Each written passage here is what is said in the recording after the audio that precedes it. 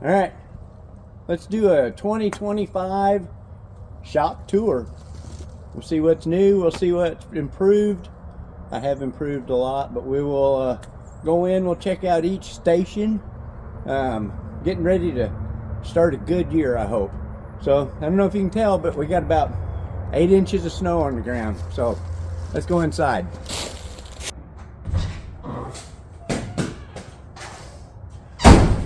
Alright, so I guess as soon as we come in, my breaker's box is all done, electric's everywhere. I got the air compressor wired in. I'll show you this. Alright, got the air compressor there, got the Milton air dryer and regulator. It's hard lined up, goes all the way down my beam, tees off everywhere. So what I have is, I have air right there by my desk. I have air right there by my garage door. I have air right here between these two workbenches. And I have a hose reel up high and out of the way over this workbench here. And there's a 50-foot hose on it, and that will reach anywhere in my shop, okay? All right, so I've got the 50-foot hose reel over there, very handy.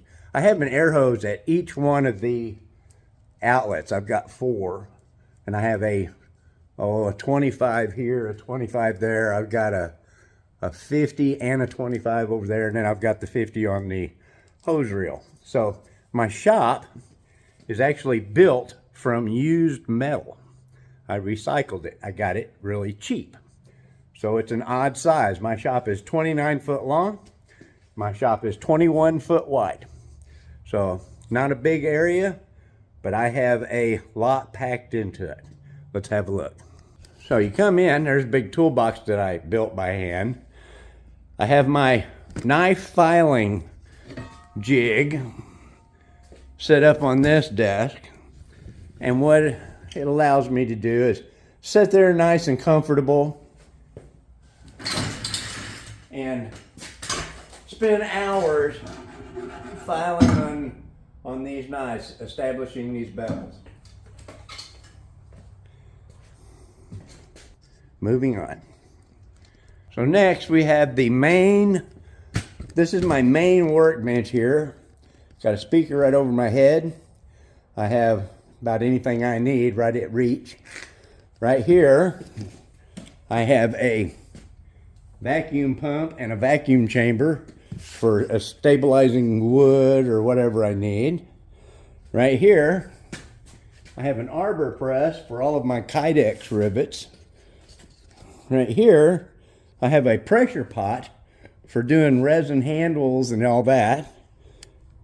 Right here is a Kydex press that I made myself that I use all the time. And right under it here is another press that I use to make a lot of layered paper micarta handles, okay? So, main workbench, plus everything hanging on the wall. Unfortunately, here's my work board, clear for this year, but I'm getting ready to start filling it up. So, remember that, guys. When you want to order a knife from a knife maker, it may be clear today, but tomorrow you may be 3 months behind. So, moving on. We come over here. Second workbench. What I have here is, first workbench, old vise, old faithful, I've had it forever. I use this a lot of times when I'm gluing knives together just to hold them. Okay, I also have a set of magnetic jaws here that I can put in so it don't mar anything. So handy vise on the first workbench. Second workbench. I have a pretty new vise here, Matco vise, 6 or 8 inch jaw, I don't remember. So I use this. Like I said, I have these magnetic jaws here that I can put in it, right? But I also have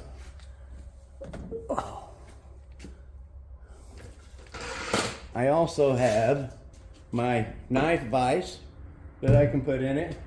And I have various different boards that I can put in it to do my sanding and polishing on. So this vise does not get beat on at all. It's for finish work only. We move on. I have a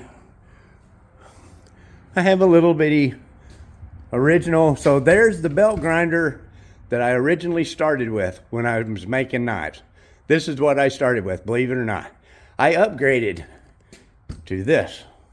I bought it at a yard sale for like 10 bucks. It does work, but it is poor quality. We'll just go with that. So here I've got a bandsaw that was free. Why? Because it didn't work. So what you'll notice right off the bat is I have a bungee cord right here on the back of it. So it was missing the hydraulic cylinder that lets it go down slow. So I put a bungee cord on it, right? So next thing, it was missing all of the vise, you know. This here would hold it and turn your angles and all this. This is just angle iron I put on. This part was there.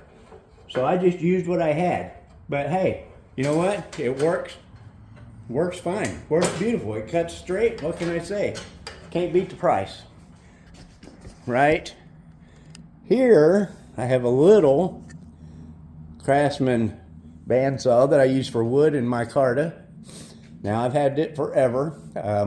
I keep an assortment of brand new blades for it. But again, something I bought at a yard sale for probably 5 bucks, 20 years ago. I have a little roll around cart full of hammers right here, okay? I have a wood stove. Yep, that's a wood stove. Yep, it's a mailbox. So I worked for a company that had their own mailbox. They changed companies, told me to go throw this in a dumpster. I brought it home. I made a wood stove out of it. So it works great. It's been a wood stove. It's been a wood stove for years and years and years and years and years. Notice it's loaded and ready to go. Okay? Pretty ironic since my wife's a mail lady. So right there, I have a twisting machine that I just picked up 2 months ago. We move on to workbench number 3. So under workbench number 3, I have a chop saw right there, a metal chop saw. I have another big vise right here. So this vise is what I use to do all my welding, all of my hot work. This vise here takes a beating, okay? I have clamps hanging on the wall everywhere, but you can just look at this workbench here at how burnt that is from all of the welding and the hot work that goes on here. Moving on down, I have a 6-inch grinder. 6-inch grinder right there that another one of them things I picked up at the yard sale 20 years ago.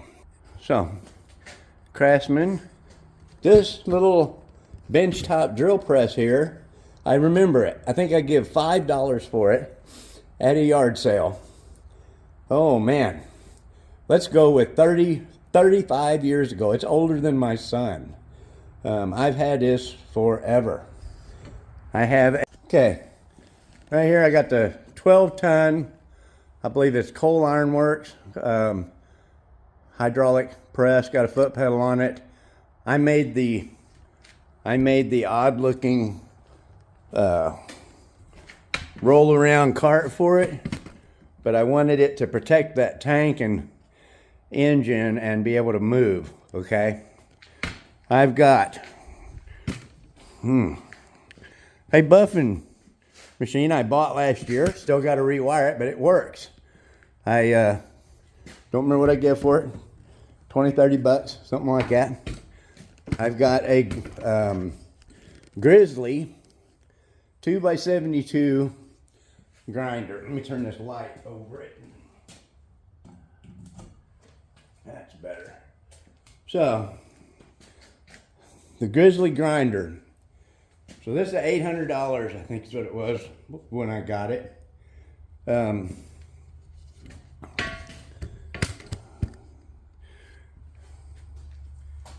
It was worth every penny. I would really like to upgrade to the better quality ones, but this worked. It makes knives very well. It grinds very well. I'm used to it. So I have this guard or stabilizer, whatever you want to call this thing here. I don't use it. All right, now we're going to walk out here to one of my favorite areas. So this is where my anvils are. Okay, set this down here. So you can see I'm lucky. I have 3 anvils. So this anvil right here, let me take you with me. This anvil right here is a modern day, I don't know what, 105 pound is what it weighs. It's a cast anvil. It's beat up. This is the guest anvil.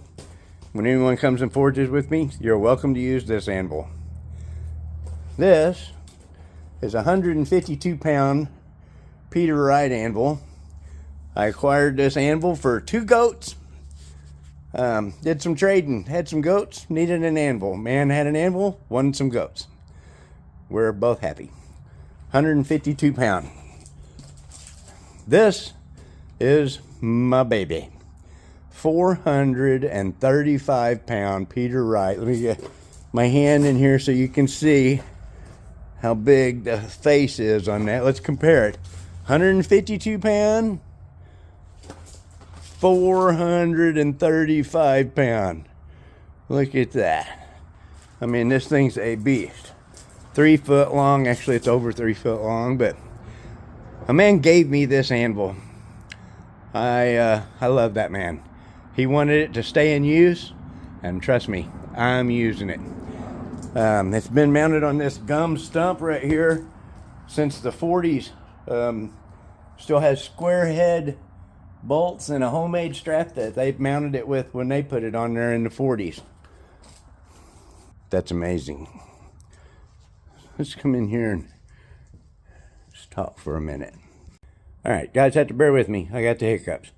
But introduce you to the final member of the shop and the most prized tool here. Toothless, my forge. So, I built the forge myself. It is a forced air. There's your blower down there. Forced air. Comes up 2-inch pipe. Gate valve so I can control my airflow. I have a, my gas comes in this valve. Goes in the elbow. I have a MIG welder tip, if that focus. MIG welder tip in it for my gas valves. I have a set of unions here. And the reason why is so I can turn that and it won't chimney up and burn it out. So I have a mixer here to mix the gas. In this pipe, I also have a, see if we can light that. Can you see it in there? I have a piece of metal that is spiraled. It spins the air one way, then it spins it the other way, mixing my gas and air. That goes into my ribbon burner. 48 holes in the ribbon burner. It's amazing. It works so well, so efficient. I love it. I wouldn't go back at all. I currently run forge welding on about 4 PSI as opposed to 17 with my last forge. So without Toothless, nothing would go on, nothing would work here. So this is the heart of the whole shop. I have a small hole in the back, which I can take that brick right there and cover. It fits perfectly. I can fill that, block it off, which I've never needed to do. Run on a 100-pound bottle sitting right there. But yep, Toothless is the heart of the whole shop. Well, there's your shop tour. If you have any questions, holler at me. I'm happy to answer them. If there's anything I can do to help you set up your shop, I'm happy to do that too. So, hope you enjoy this little short video.